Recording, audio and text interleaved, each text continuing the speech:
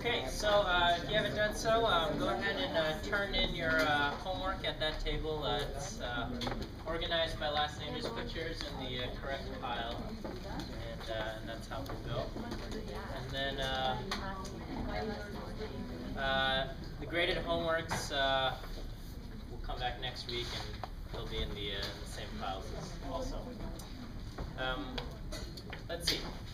Okay, before we get started, just want to check how the homework and stuff went. Easy. Yeah, first few weeks are going to be easy, okay? And they'll probably get a little bit tougher by the third or fourth week, okay? First couple of weeks will be easy. This first quiz is next week. It'll probably be one of the easier quizzes, okay? So, what's that? I was just saying probably. Okay. Yes. Do we need to bring something for the quiz, or? You bring a pencil, calculator, okay? You're allowed a note card, 3x5 note card. You can have writing notes on that, both sides. Details on the quiz are posted on this week's homework page, okay? So you look at the homework page, it'll talk about the topics you need to know for the quiz. Okay. Well, if you guys don't have much else to say, I guess we'll move on in the content. And if you guys have any questions, don't hesitate to ask. I also hold office hours. I'll have office hours next week also. If you have questions before the quiz or things like that, it'd be a good time. Good time to ask. A lot of you guys have registered for the Facebook group, which is a good thing. Not too much activity going on right now, but if you guys want to, if you have any questions, please post your questions there. Things like that. Okay. I think I got email addresses from most of you. I'd say about maybe a dozen or so have not provided me your email address, okay? I'll give you guys until tonight to provide me with your email address if you haven't done so. Otherwise, I will dock a point from your homework because that was part of your homework and you didn't do that part. So, you'll have until tonight to get your email addresses to me, okay? Maybe I'll send a confirmation email just so not everybody freaks out, because I don't want a whole bunch of duplicates either, okay? But I got most of you, but you didn't.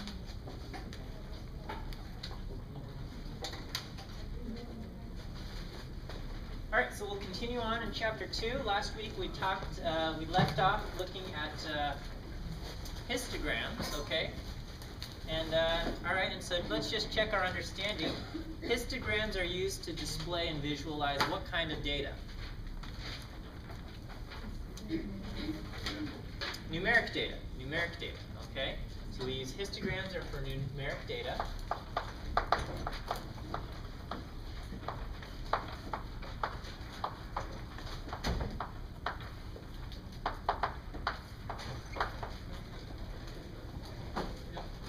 Okay, and let's, here's a much simplified version of a histogram, okay? But it's a histogram nonetheless, okay?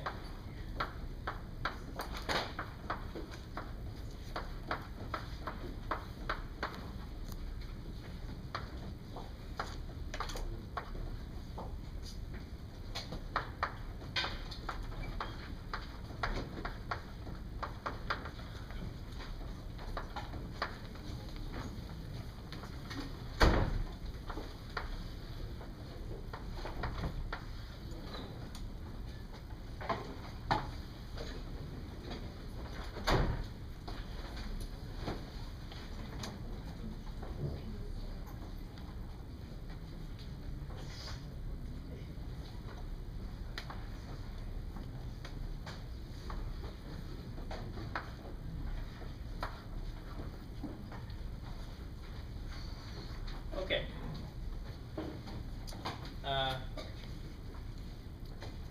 So let me just ask you a few questions, okay? All right, and then let's just have a few more, and let's just say a total of, maybe this is not correct, et cetera, et cetera. Let's say a total of 190 people represented. All right. So I'll say approximately how many people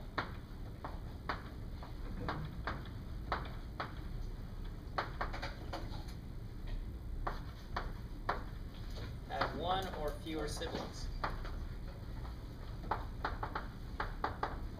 Okay, this is a number of siblings.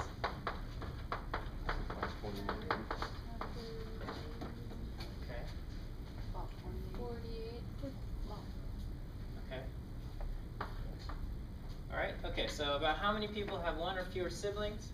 Yeah, it looks like maybe 38 or so have only one sibling, and maybe about 10 have 0 siblings. Okay. So 38 plus 10. So 38 have 1, 10 have 0.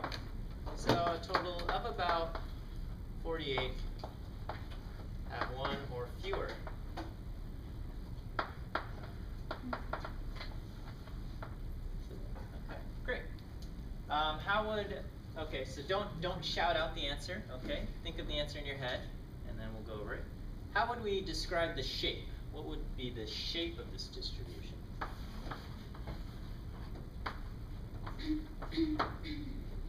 Okay, don't shout out the answer. Okay. How do we describe the shape? So I'm looking for two descriptors here. Okay. So the first one, how many peaks does this have? One peak. So we would call that unimodal. Great. All right. And what is the? Is it skewed or symmetric or? Right. Yeah, it would be right skewed here. Okay.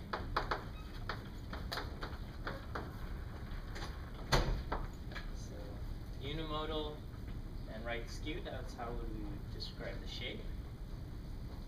So anytime I ask for the shape, you want to talk about the number of peaks and whether it's skewed or not. Okay.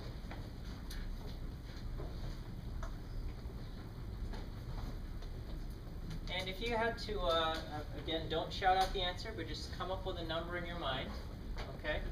What is approximately the middle?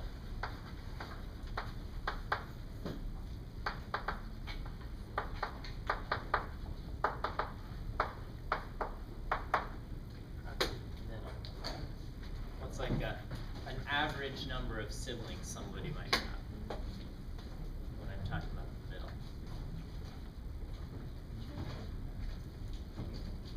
Okay, so yeah, go ahead and say the answer, what you're thinking. Yeah, I would say about 2, 3, I don't know, 2 something, okay, so 2. So it seems like about, there's a good number with 2 or fewer, and a few more than more than 2. So I would say about 2, okay? We'd probably have to do some math to figure out the exact middle here. But,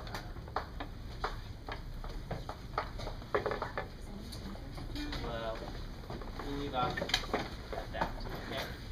All right. So again, we use histograms for what kind of data? Numeric data. Okay. All right. So numeric data is one kind of data. What's the other kind of data that we have? Categorical data. Great.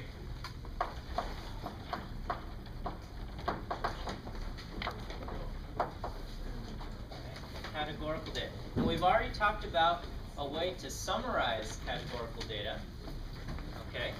And what do we call that? Okay, so yeah, to summarize it. So not yet a graphic display, but we have what kind of table? The table.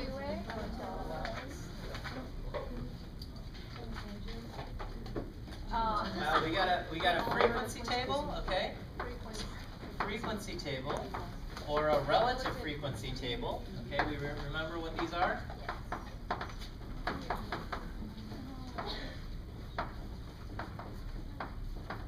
Okay, this is when we're looking at one categorical variable at a time.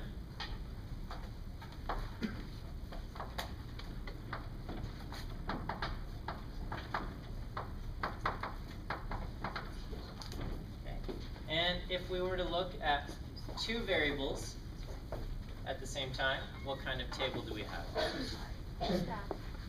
Two-way? Yeah, two-way table, okay? A two-way or a contingency table?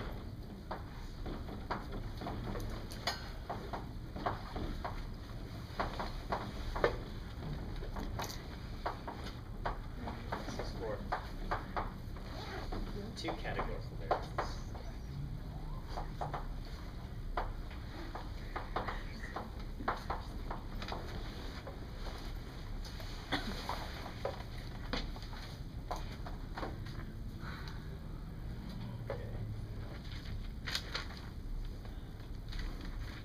Alright, so let's take a look at when we're only looking just at for one variable at a time. So this is, I'm going to make a frequency table.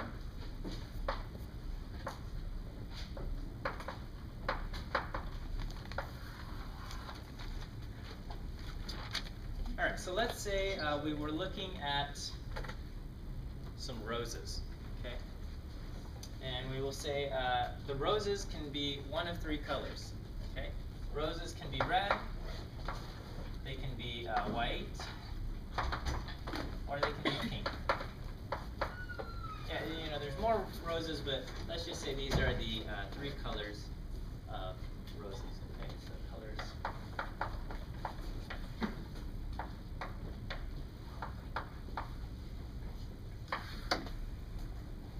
All right, so let's say.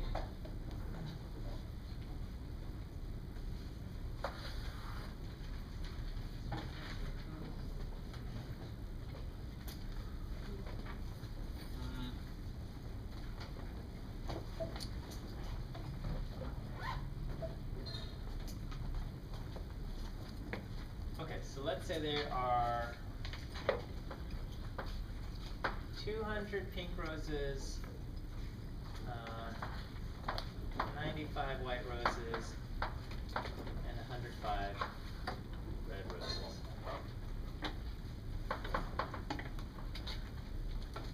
So we've got the colors and their frequency. This is a frequency table. What would I add to make it a relative frequency table? What would I do? I would have to create one more column, and what goes in that column? To make it a relative frequency table. Yeah? Proportions? Proportions, okay? Or the relative frequency. So proportion, or percentage, or relative frequency, okay? What's the difference between a proportion and a percentage? Yeah, the decimal place, okay? Proportion,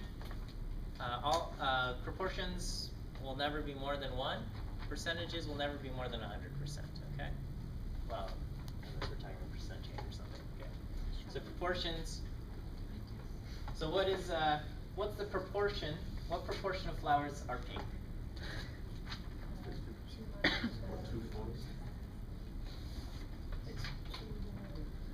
So what is the total number of flowers I have? 22? Over the total number of flowers. Yeah, okay, so how many, what's the total number of flowers that I have? 400.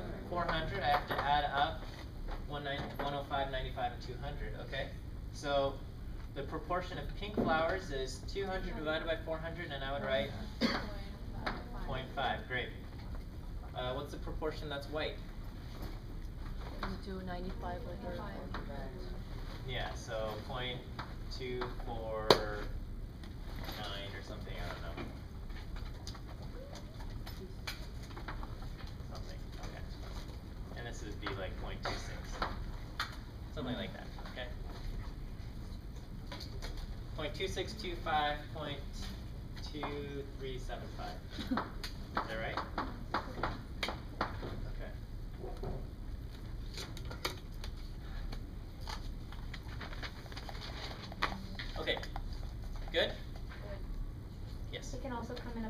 you said, so it could be Yeah, proportion or percentage? yeah, if I Okay. did percentage, what percentage would this first number be?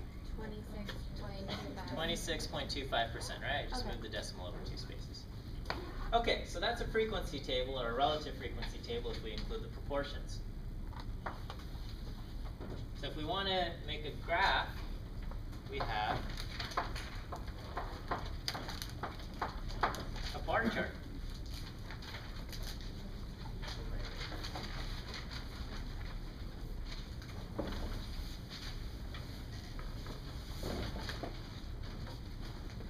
Okay. What goes across the horizontal axis here? The colors of the rows. Yeah. So now we're dealing with a categorical variable, so I cannot put a number line across the bottom, okay? Whenever you have a numeric variable, you're going to put a number line across the bottom. Histogram, dot plot, when we learn box and whisker and things like that, you're putting a number line across the bottom. Here, we're doing categorical variable, so I'm going to put categories across the bottom. So I've got red, white, pink. What goes up my vertical axis? Number. Yeah, the frequency, okay? I can do the frequency or I can create relative frequency, okay? I can have a...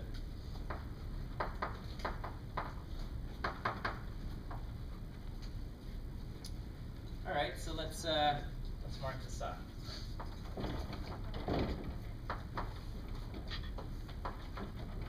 Okay, so for red, I'm gonna make a bar, and it's gonna go up a little bit past 100. Okay. For white, make another bar, and this time a little bit below 100.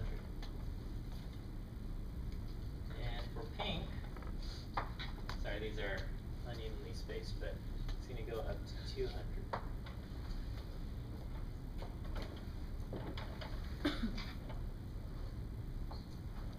Like that.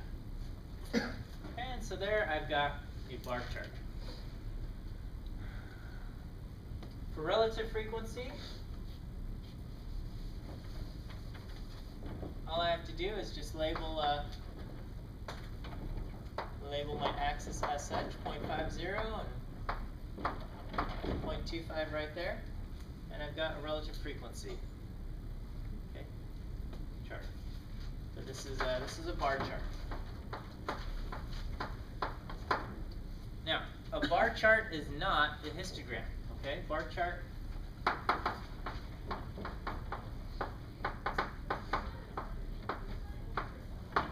What's one difference right off the bat that we know a bar chart is not a histogram? The spacing between the bars. Okay, well, yeah, we got spacing between the bars. So yes, that's one of them.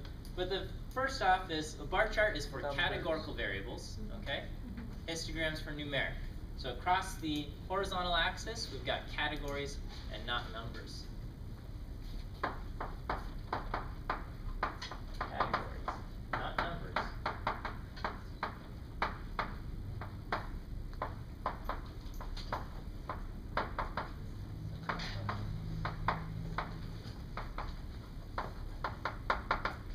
Horizontal axis. Okay. And because it's categories and not numbers, yes, we have a question. No, I was gonna add to what else. Okay, yeah, well, okay, what else is? It's like the order doesn't matter. Yeah, the order doesn't matter, okay? Yeah, because we've got categories and not numbers, the order of these things don't matter, okay? With a number line, I cannot say, I feel like numbering my thing 1, 2, 3, 7, 4, 5, okay? It's got to go 1, 2, 3, 4, 5, okay? I cannot change the order of numbers. But because these are labels, I can rearrange the colors, okay? And it's fine, okay? There's not...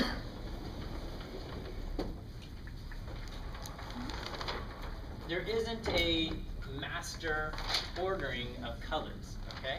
Sure, we've got colors of the rainbow and different, Pantone sets and things like that. But who's to say the colors should go red, white, pink, or red, pink, white, or white, pink, red? The order of these things don't matter. So, equally valid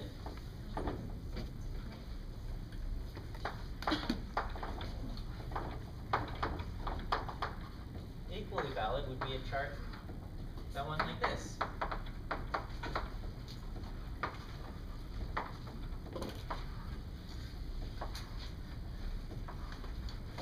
Something like that, okay? Also valid. So the order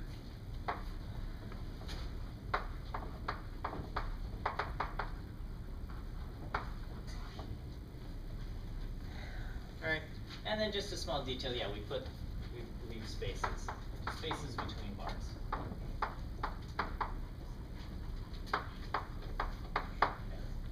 But the key is that we've got categories, not numbers. And because they're categories, the ordering is arbitrary, or it doesn't matter.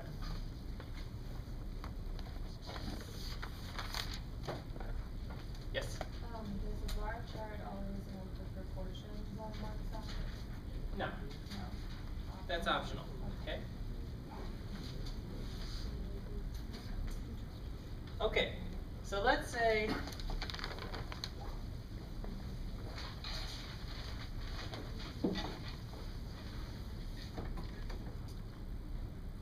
alright, so this is, let's talk about variation when looking at categorical variables, okay?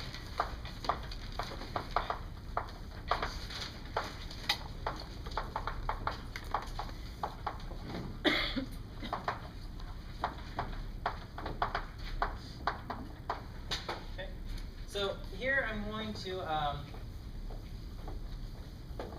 I'll make two bar charts.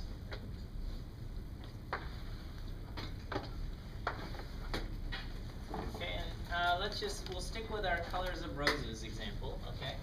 So let's say I've got red, white, and pink, okay? And so in one place, this is what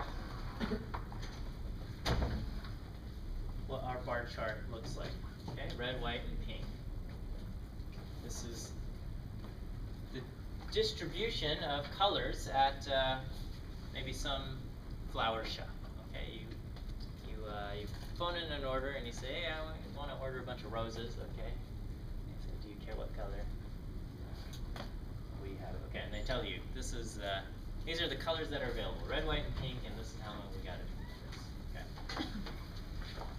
Let's say you call up another shop, okay? And,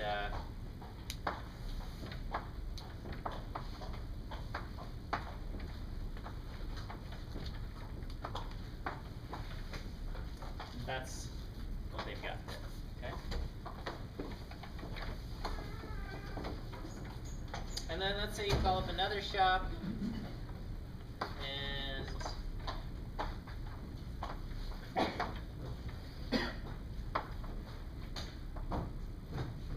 this is what they have. Let's just make this equal. Okay. All right. So these are three different flower shops. These are the distributions of colors of roses that they got in stock. Okay, which shop has the most variation in the colors offered, or has the most variation in flowers? The second one.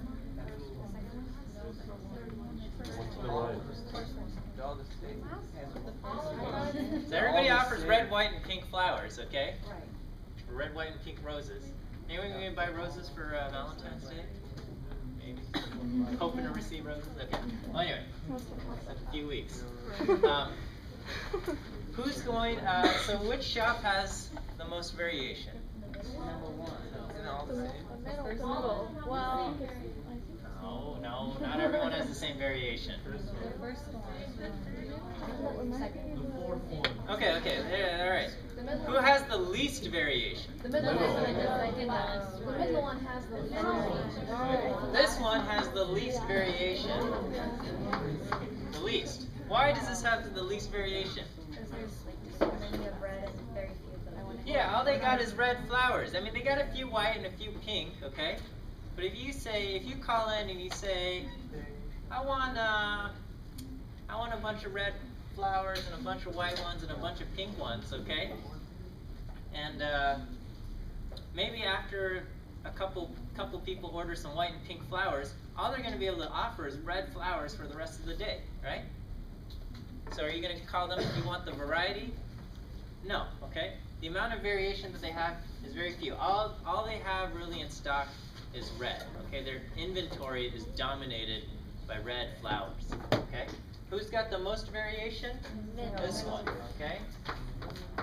And this one has something in between, most variation. Least variation. Okay. This is, and this is because, yeah, only one category here dominates the entire inventory, okay?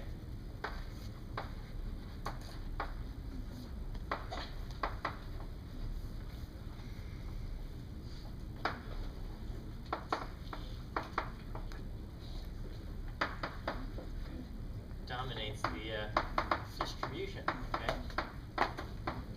And here you have a little bit more variation or more diversity when it comes to the categories, okay? So think of it this way, all right?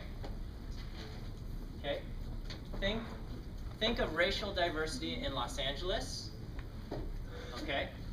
And think of racial diversity in Nebraska, okay? Nebraska is a lovely place, by the way, all right? It is. People are lovely. I've visited.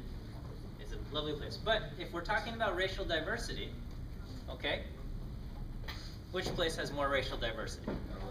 LA, right? So if we're talking about variation, when we're racial diversity, race is a categorical variable, right? Okay, so if we're talking a categorical variable, which place has more variation, more diversity, okay? Would we say Los Angeles or Nebraska? Okay, we got a question? Yes, so if the population sample was smaller and you put more minorities there, wouldn't it be higher variation in that area? We're not talking, okay, so I'm hearing a few things here, okay? You said a population sample, okay? We cannot have a population sample, okay? You have a sample or you have a population, okay? You can't have a population sample, okay? So if we're just talking about whatever we're dealing with here, whether this is the population or the sample, when we're just talking about the distribution of our data, so most likely a sample, okay? In Los Angeles, we've got a lot of different races represented, okay? In Nebraska, not as many, okay? So Nebraska, okay, it's not going to be red, white, and pink, okay? But if we looked at different race labels, it would probably look a little bit more like this, with Caucasian probably being the most predominant race that we would see in Nebraska. Whereas Los Angeles probably looks a lot more like this. And I think we would all agree that in terms of diversity, there's more diversity in LA than in Nebraska. Okay, so that's the same kind of idea that we've got going on for categorical variables. Okay. Is that all right? Yes. Okay, so that's talking variation with categorical variables. Okay. All right, and so if we can talk about lots of variation and little variation by looking at a bar chart, can we do the same thing by looking at a frequency table? Yes. Yes, okay. And if we feel like we can't, all you have to do is make the frequency table based off the bar chart, okay? And okay,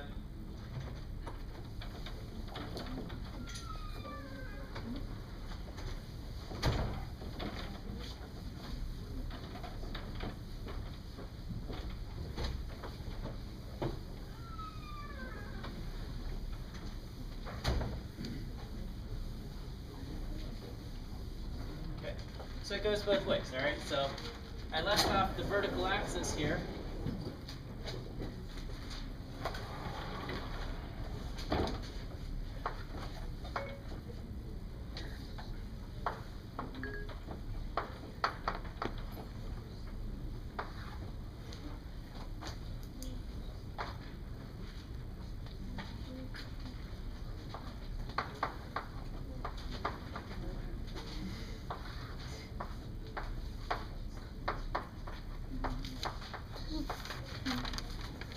I'm just putting on arbitrary labels here.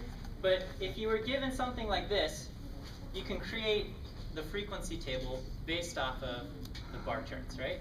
So we can go from a bar chart back to a frequency table. We can go from a frequency table to a bar chart.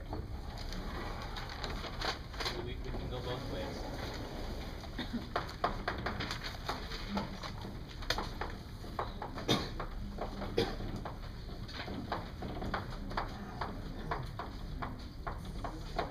Okay, so we can go both ways. And basically, if we can identify more or less variation in one system, we should be able to identify more or less variation with the other.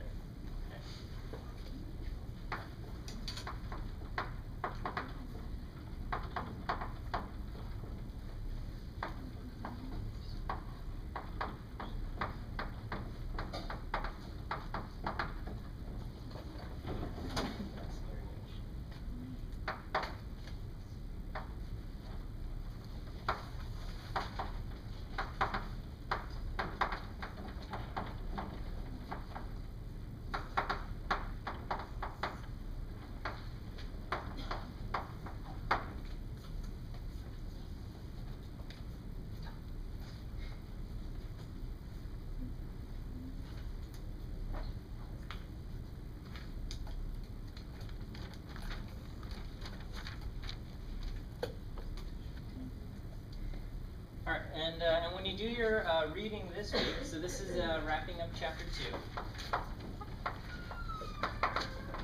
2. So in your reading, you'll learn about misleading graphs, okay?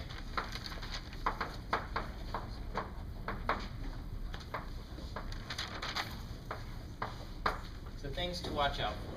Okay? Misleading graphs and other things to watch out for.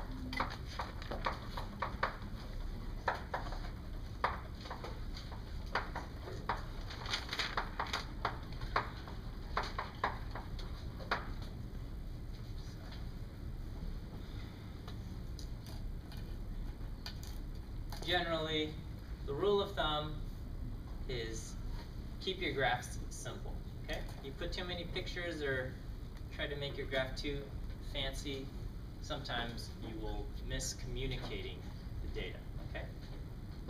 Purpose of the chart is to communicate data, not to really pretty up, make things pretty, okay? Use photography for that. Charts and graphs to display data.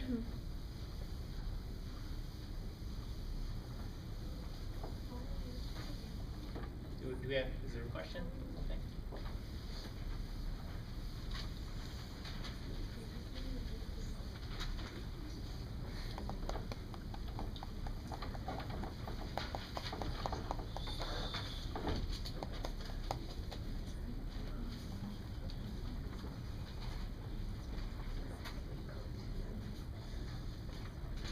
Alright, so we'll now move on to chapter 3, okay?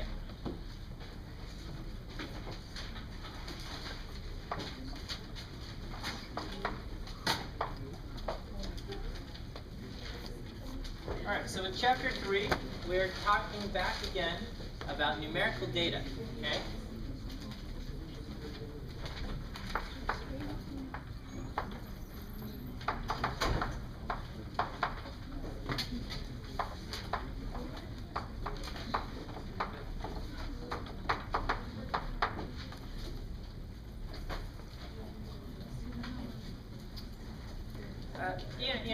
We've had a few people trickle in after classes started, and that's fine. Okay, during weeks like this with the lectures, I don't care. Okay, but next week with the quiz, all right.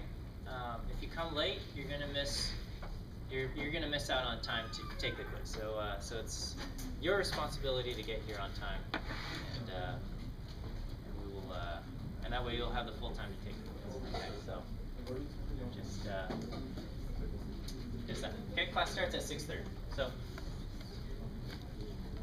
So in chapter 3, we're dealing with numeric data. All right.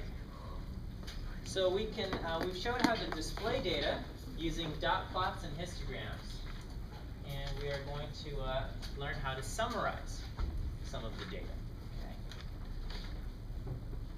So we are going to summarize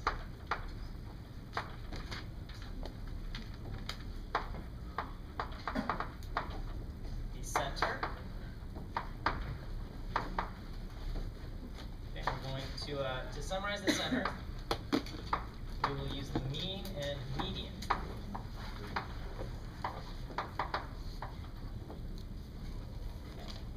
And we will also summarize the variation. Or I'll say summarize the spread. Okay, and for that we will use variation and standard deviation.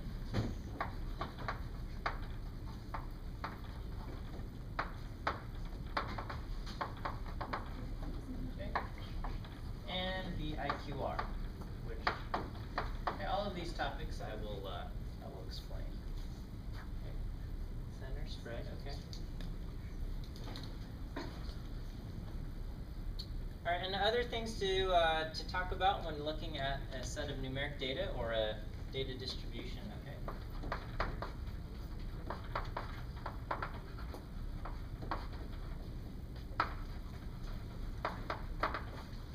And we've already learned about these. The shape. We've got unimodal, bimodal, etc. Or symmetric, skewed,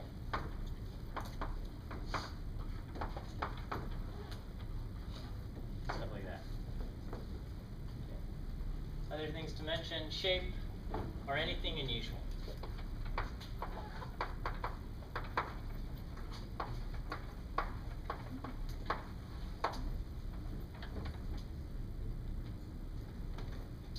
Alright, so probably a lot of these things you've already heard of, like the mean and the median, or the variation and the standard deviation. Okay? But we'll get into these.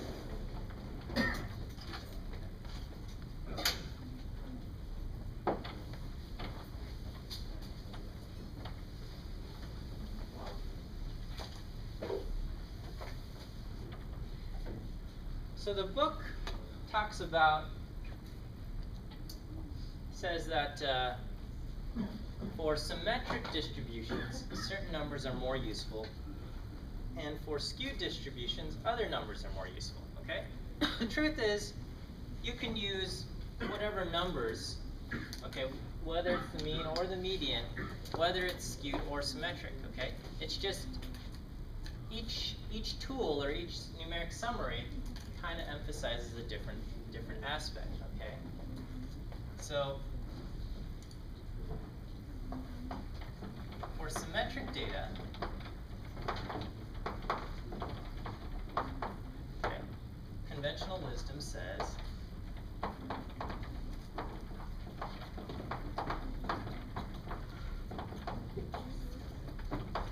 mean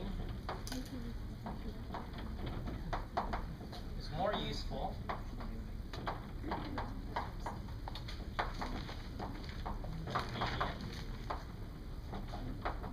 Okay, and that standard deviation, so same thing, but we're going to use that variation and standard deviation. I'm just going to write SD are more useful than, say, the IQR. But these are rules of thumb, okay? You can have the median and the IQR for symmetric data. There's no rule against that, and it's totally valid and totally fine. But some people will say the mean and the variation, and the mean and the standard deviation are more useful, and they probably have a point, okay? But median and IQR, totally fine, okay? And then on the flip side, it's just the opposite. So for skewed data,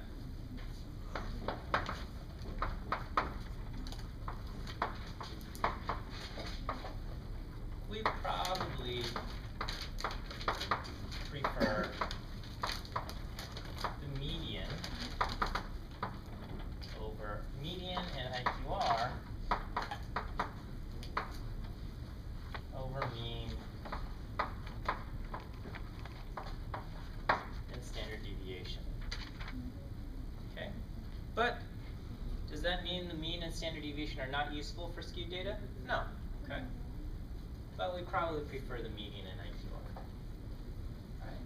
So, yes? What is the IQR? I will explain, okay? For now, just know that it's something that we use to summarize the spread, okay? We haven't gotten into the details yet, okay? Yes? I'm sorry to go a little off topic, but I've just been meaning to ask. When you asked for shape, Uh-huh. do you also, does the center also consist of the shape, or is that a separate question? Yeah, when you're describing something, you probably want to talk about the center and the shape. Oh, so it's They're not the same thing, okay? Okay. But, yeah, whatever. Okay. Okay, so here's an example where this comes into play, okay? If we talk about what the average household income is in the United States, okay? Does anyone have any idea what that number is? Average household income in the United States? 45, 50. Okay, do you know what term they use? Do they say the mean household income or the median household income?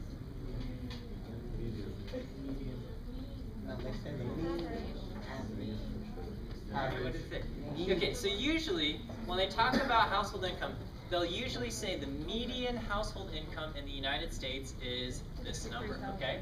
And that is because income is skewed, okay? So income is very skewed, okay? And so generally we generally prefer to use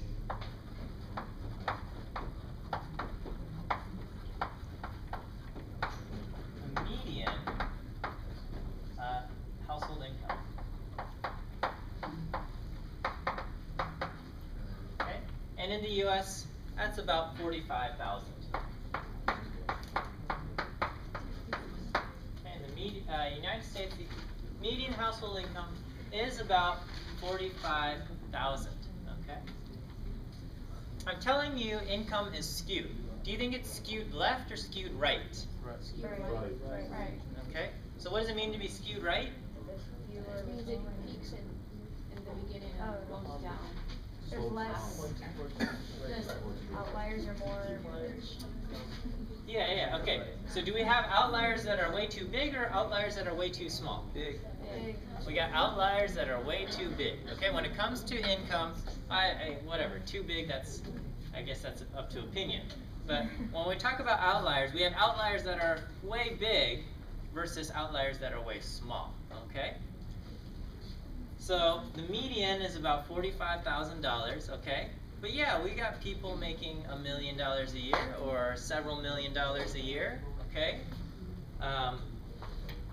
And that's a lot more than 45,000, okay?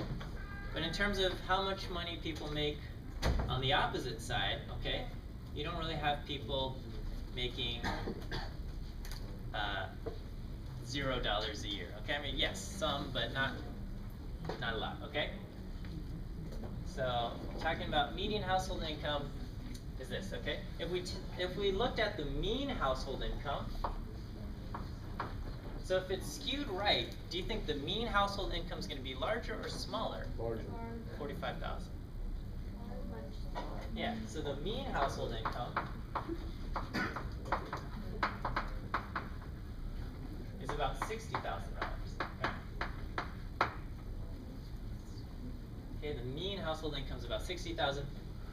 And okay, so what's the difference between the median and the mean and the median, or the median and the mean? Okay.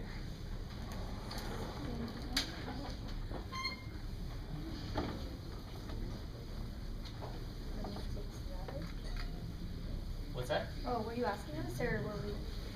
Okay. Okay, so if I were to draw a histogram or just kind of summarize it with a curve, histogram for income probably looks something like this, okay?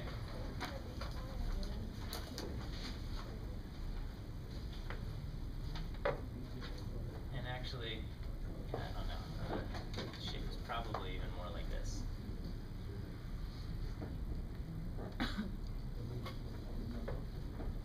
Okay.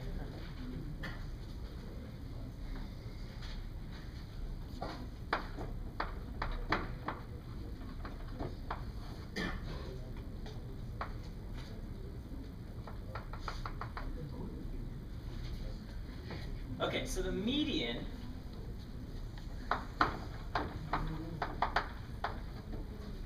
is known as the 50th percentile.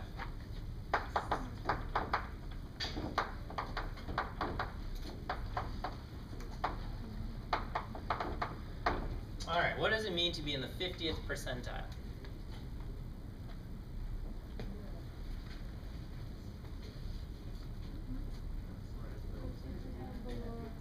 Yeah, okay.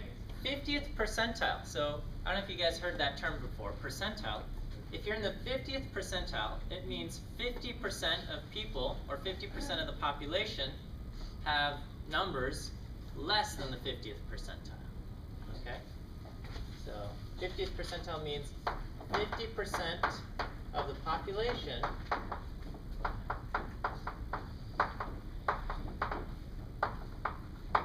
have numbers, okay? Or in this case, because the number that we're talking about is income, okay? 50% of the population have incomes less than the 50th percentile, which is $45,000, okay? Have numbers less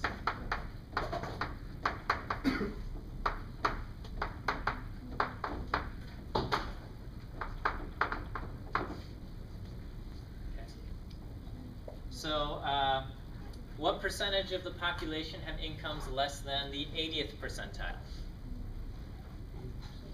80%, okay? What percentage of the population have incomes more than the 80th percentile? 20%, okay, great. And if we're looking at the top 2% of incomes, we would call that the 98th percentile, okay? Is this okay? Now, I know these people who've been participating in the front row, that's great. But I just want to make sure everybody's got this, okay? All right, so I'll just write one of these. Okay, so 20% of people have numbers higher than the 80th percentile. Okay? All right, because the percentile is always talking about numbers less than that number. Okay?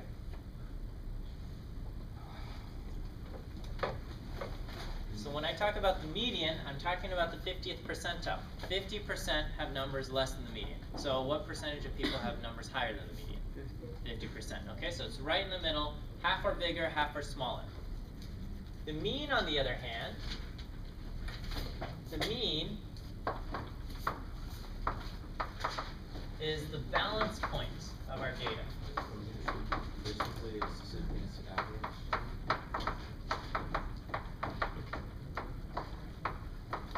Okay. Well, average is an ill-defined term, okay? So some people, when we talk about average, they're talking about the median. Some people, when they talk about average, they're talking about the mean, okay?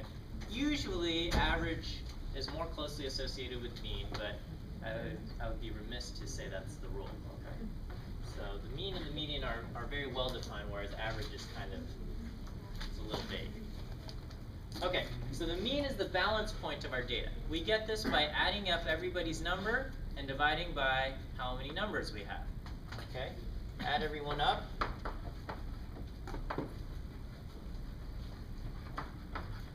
And then divide by how many you have.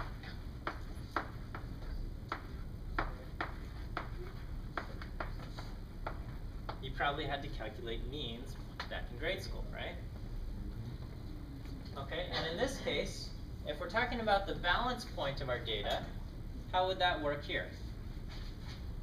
Okay, well just imagine, just imagine this thing is a shape that's been cut out of cardboard or something, okay? Now if I had to put this on a seesaw, okay, so it stays in balance, and it doesn't tip over this way or tip over this way, where would I put that, the little triangle? Right under the Okay, so probably not exactly here, but maybe a little bit over this way, okay? All right, and so that's why our mean is a little bit higher than the median. Okay, when it's skewed, the mean gets pulled out in the direction of the outliers, because these guys, even though there's not very many, they have, quote, a lot of leverage, okay, because they're far away from the seesaw, right? Okay, so the mean is over here. Okay, gets, quote, pulled into the direction of the skew.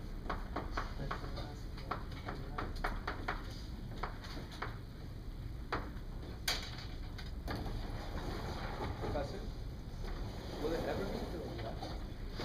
I'm sorry? Will it ever be to the left? Yeah, if it's skewed the other way. So, Okay, but if it's skewed right, it's gonna be the mean will always be larger than the median. Okay.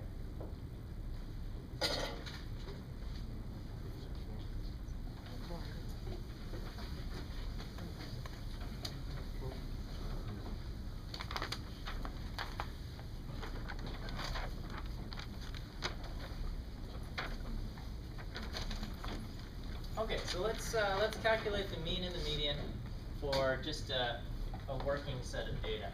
Okay.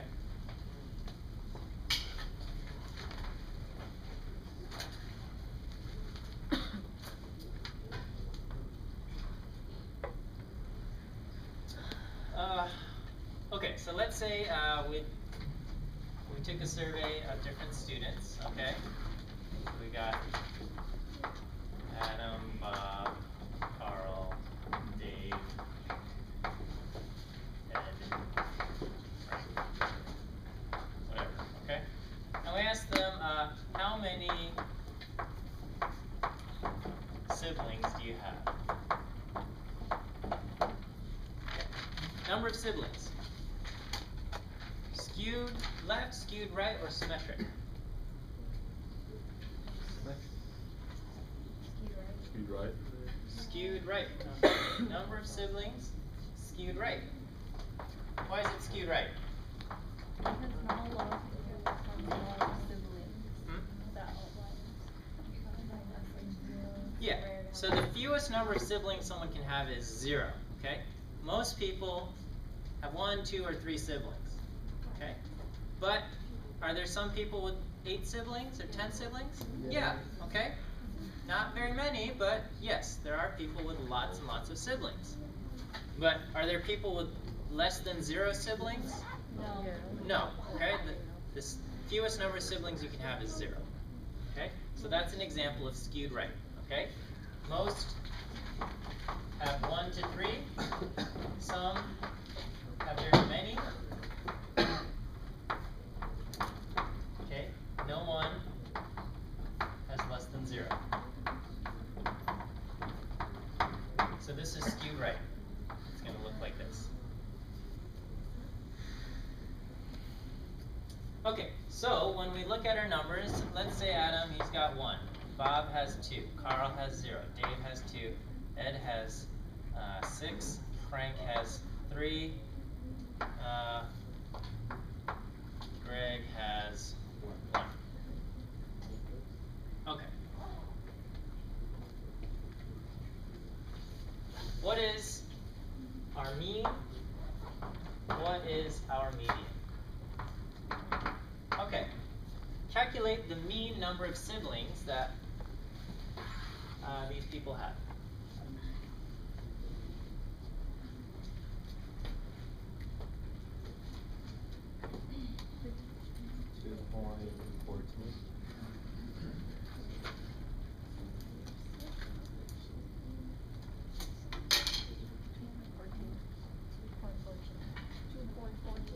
Okay, so I do 15 divided by 7. Okay, I add up all the numbers. Here, I'm gonna draw symbols here. Okay, so don't. This is a formula, but you don't have to freak out.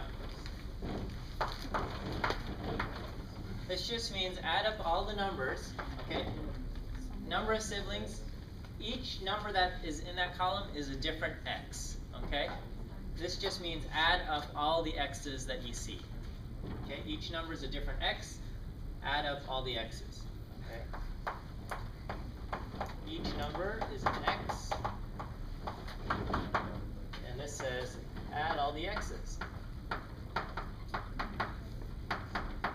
And n is how many x's. Okay?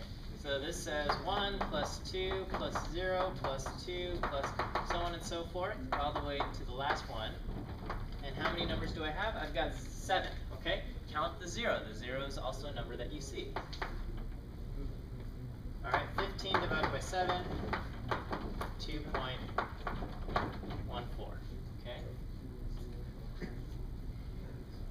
Or if you want to go another decimal, it doesn't matter, okay? People ask me how many decimals should I keep? It doesn't matter, okay? I would say at least 2. 3 is probably good. 3 or 4 is probably good, but at least 2, okay? And it depends, okay? If the number, if you've got leading zeros, like if it was like 0.001, okay? I would ignore the leading zeros and then keep going. So 1, 1, 2, 4 or something, okay? This is for what we would call significant digits then, okay? So I would say 3 or 4 significant digits, probably a good thing. Okay, so my mean is 2.143. What is the median? Okay, so the median, for the median, I have to arrange all of my numbers from smallest to largest.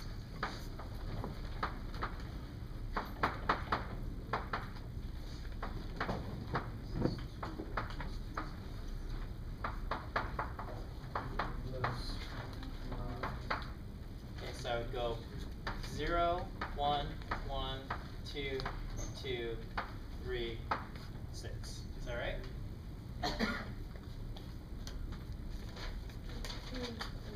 Huh? Okay, and then so now I pick the number that's in the middle, okay? So that would be this number here. I've got 3 numbers bigger, 3 numbers smaller. That would be the median, okay? And you pick the number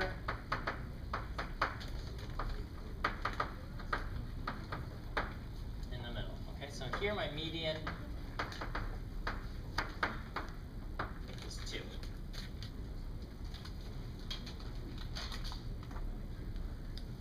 Okay? And there we see the mean is a little bit bigger than the median, okay? And this is just with a small data set where I've got 7 people. Yeah. Yeah, so there's 7 numbers here. What if it's even, like Yeah, say 6? okay, so we'll talk about that, alright? Okay, is this okay though? Okay? There's a few technical details when talking about the median, okay? When finding the median, okay, when it's something like, when you got 7 numbers, it's easy to see where the middle number is, okay? It's easy to see that this is the middle number because I've got 3 smaller and 3 bigger, okay? What if we've got like 15 numbers, okay, or 16 numbers, or a whole bunch of numbers?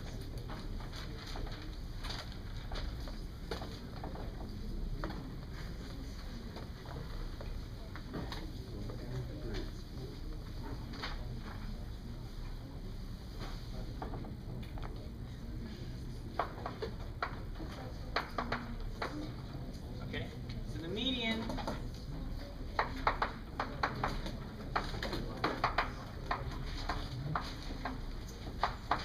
the middle number. I have the same number of numbers larger than the median as I do smaller than the median.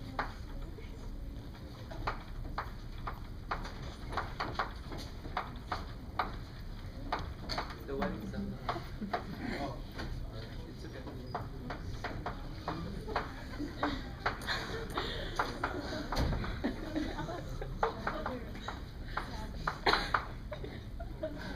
Is there a wedding going on or something? I have no idea.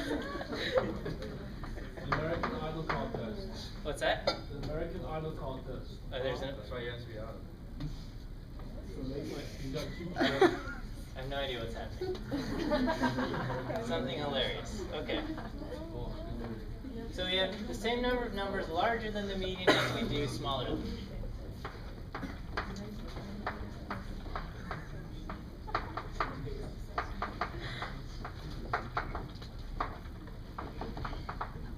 Okay, again, it's the 50th percentile. And sometimes to abbreviate percentile, I'll write 50 percentile like that, okay?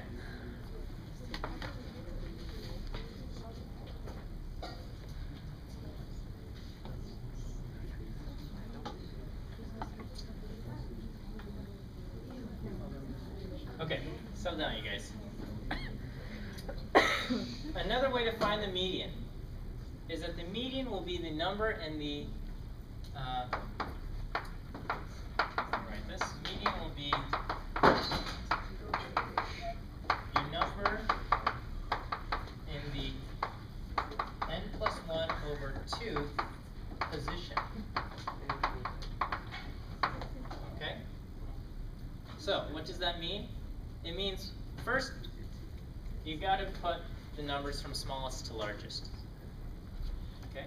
So let's say we have 15 numbers and I've arranged them from smallest to largest. Okay, so let's say, again, I ask some more people, okay, how many siblings you have. So let me just, this is more names. Okay, and let's say these people, we've got 2, 2, 1, 5, 7, 0, 0, or something, okay? And 1, okay? So now I've got, so in that case I've got 15 people, alright? And I've got to arrange these from smallest to largest, okay? So I've got 3 zeros, 1, 2, 3, 4 ones,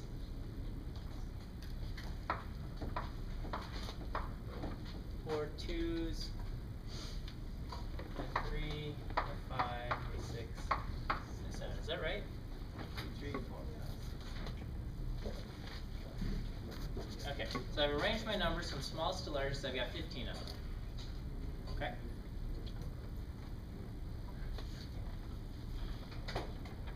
Okay, so what is my n here? N is equal to 15. I've got 15 numbers, my n is equal to 15. Okay? What is n plus 1 divided by 2? Yeah, 15 plus 1 over 2 is 16 over 2, 8. Okay? So my median is the number in the 8th position. Okay? So I've arranged these from smallest to largest. So this is my first, second, third, fourth, fifth, sixth, seventh. My 8th number is 2. Okay? So the 8th place number is 2. My median is 2.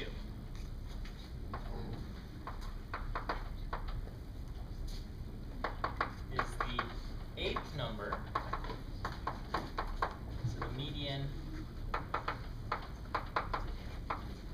is 2. Alright, is that okay? Question?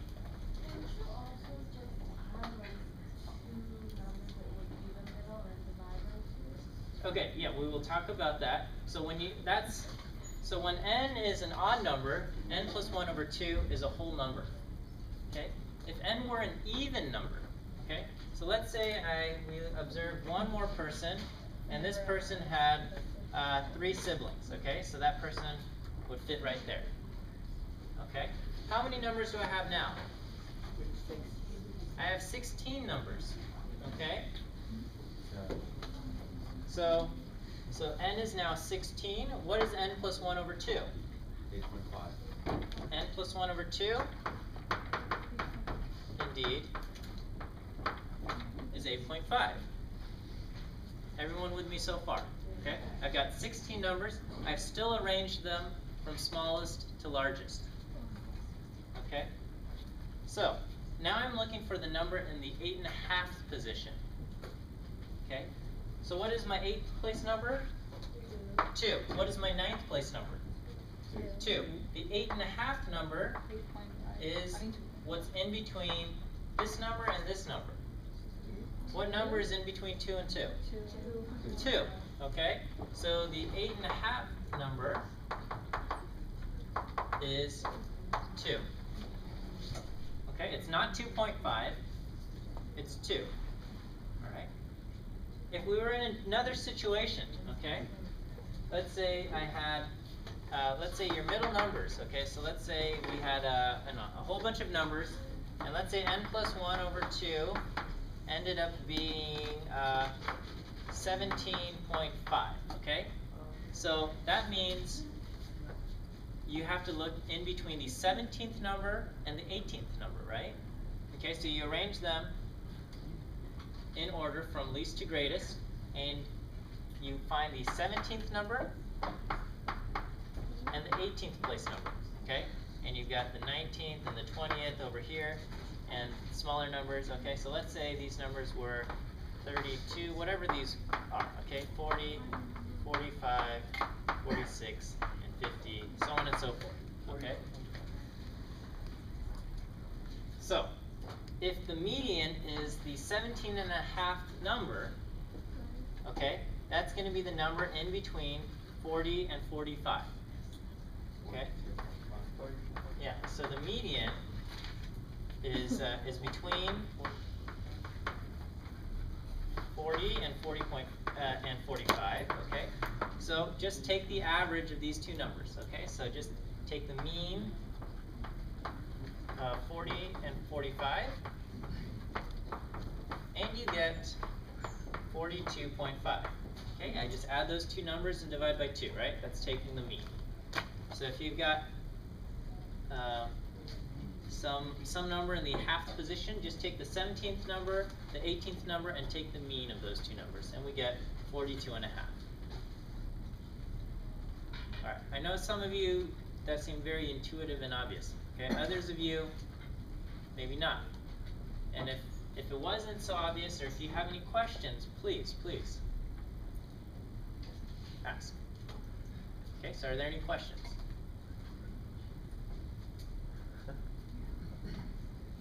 Yes. So what if it asks the mean of 8 and 9, and it wasn't like the 2 over there? Would it just be like 8.5? Well, I'm sorry. The mean of If we did 8.5 instead of 17.5, and it asked for if the median, so you're talking about this example? Yeah. Okay. So here, the median is not 8.5. The median is the number in the 8.5 position, right? So this is the 8.5 position. Okay. So the 8th position number is 2, and the 9th position number is 2. Okay. So I've got 2 and I have 2. Okay. And what's the mean of 2 and 2?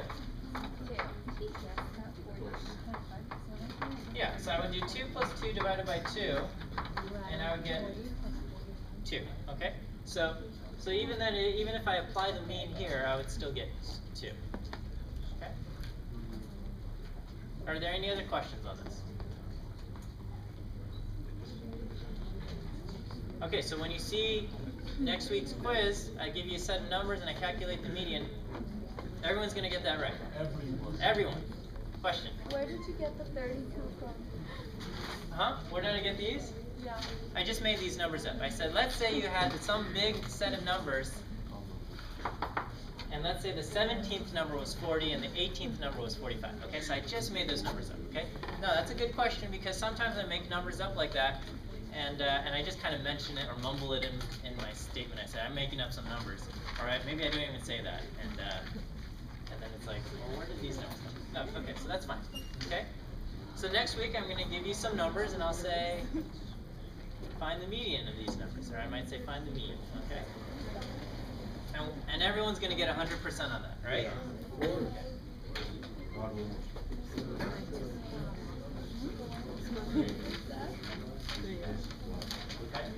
Again, a common mistake for something like this, a common mistake is people will write that the median is 2.5.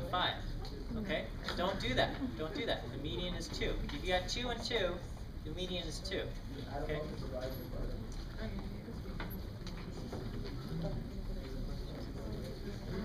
Okay? And another common mistake is somebody will say the median is 8.5. Okay? It's not. It's the number in the 8.5th position. Okay?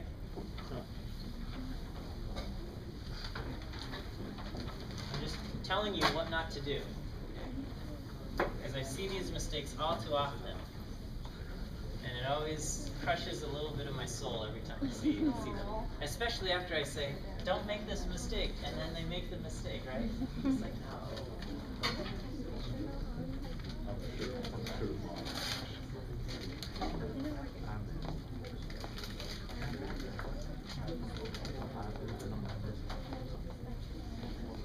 Okay, I'm going to do a couple things just a little bit out of order from the way the book presents them, okay? So here I'm going to get into the IQR. Okay.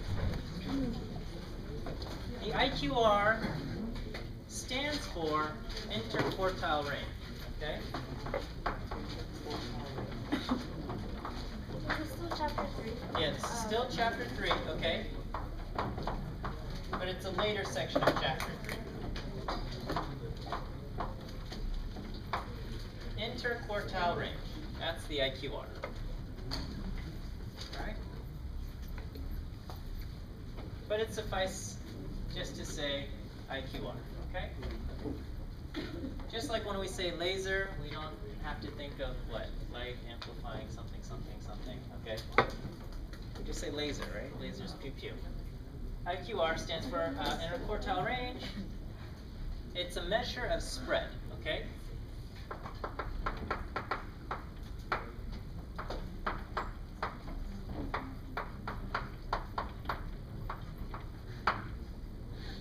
It's a measure of spread. It tells us spread is the idea of how similar our numbers are to each other or how different they are, okay? How spread apart are they or how close together are they, okay?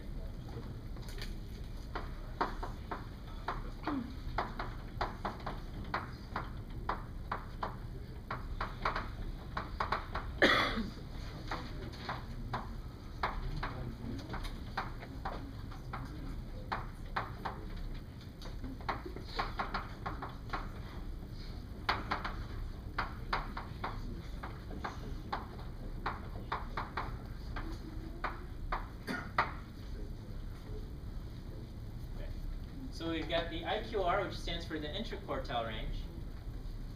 Another measure of spread is the plain old range, and then another measure of spread is the standard deviation. But we're going to talk about the IQR. I guess I'll also talk about the range here, okay? The range is another measure of spread.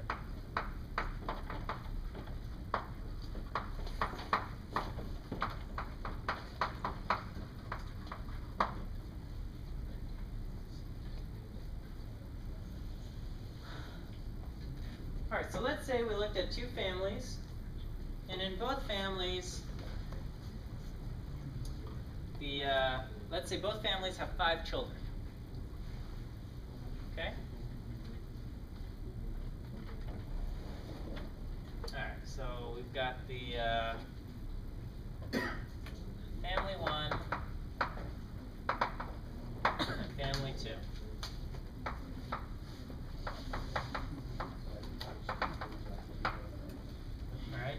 So let's say the ages in family 1, let's say are 1, 4, 8, 12, 15. Okay? It's family 1. Family 2, let's say the ages are